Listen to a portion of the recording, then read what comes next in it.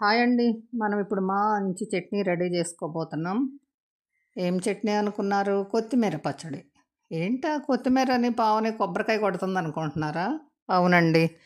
కొబ్బరి కూడా వేసి చేద్దామనండి. చూడండి.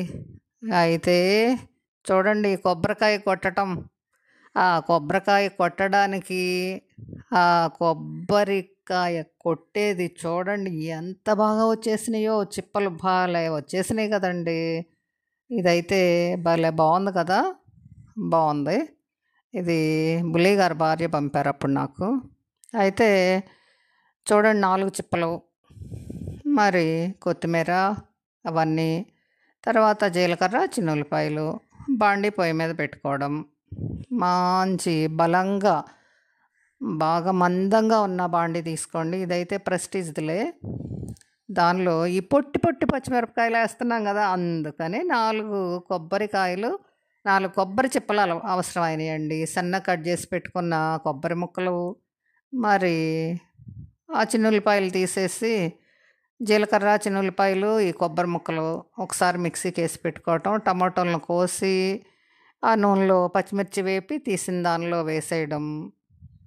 ఇంకా దానిలోనే కొత్తిమీర కూడా వేయడం. ఈ కొబ్బరి మిక్సీకి వేసుకురావడం, చిన్నుల్లిపాయలు, మరి కొబ్బరి మిక్సీకి వేసి అక్కడ పెట్టుకోవడం అండి ముందు. ఆ కొబ్బరి అంతా ఓ ప్లేట్లో పెట్టుకుని తర్వాత పచ్చిమిర్చి మిక్సీకి వేసుకోవడం. పచ్చిమిర్చి మిక్సీకి వేయడం సరే. ఇప్పుడు ఒక విషయం మనం చేయాల్సింది మర్చిపోయాం. చింతపండు వేసుకోవాలా దీనిలో. ఈ పచ్చడి మర్చిపోవటం ఇవన్నీ ఏంది ఈ బాధలమ్మా, నీకెందుకు ఈ పచ్చళ్ళు అంటారా? సరే, ఇంకా తర్వాత సంగతి. ఇంకా ఖచ్చితంగా కొబ్బరి నలిగిన తర్వాత మాత్రమే మీరు ఇవన్నీ వేసుకోండి. లేకపోతే అవి ఇవి కలిపితే నలగవండి ఎంత మంచి మిక్సీ అయినా. ఈ ప్రాసెస్ ఏంటంటే చింతపండు మర్చిపోయాను కదా! దానికోసం దాన్ని మళ్ళీ ఆ బాండీ శుభ్రంగా కడిగి దానిలోనే అది చేశాను. వేడి చేశాను. ఆ చింతపండు కూడా లైన్‌లోకి వచ్చింది. ఇంకా తాలింపు.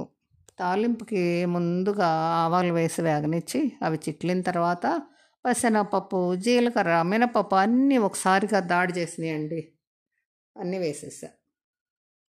ఇంకా కాస్త మాడకుండా జాగ్రత్తగా అలా అలా పటకరతో కదిపేసి అలా పెట్టుకుని, ఇంగువ పోసేసాను ఒక మానిక. అంత వేయిపోయినా పర్లేదు, అది మీ ఇష్టం. ఇంగువ వేస్తే వేయండి, లేకపోతే లేదు. ఎండుమిర్చి మాత్రం వేయండి. ఇదొక ప్రత్యేకమైన వాసన అనమాట. ఆ రుచి ఆపాదించేది ఏంటంటే ఎండుమిర్చి. జీలకర్ర, ఎండుమిర్చి, కరివేపాకు పడితేనే పచ్చడి గుబాళింపండి. చూడండి, మీరు కూడా ట్రై చేసి చూడండి. మీరు ఎప్పుడు చేసుకుంటారేమోలే. ఇదైతే అన్నంలోకి నేను వాడతాను, టిఫిన్లోకి వాడతాను అనమాట. అంటే నేను ప్రత్యేకించి పని చేయకుండా తప్పుకునే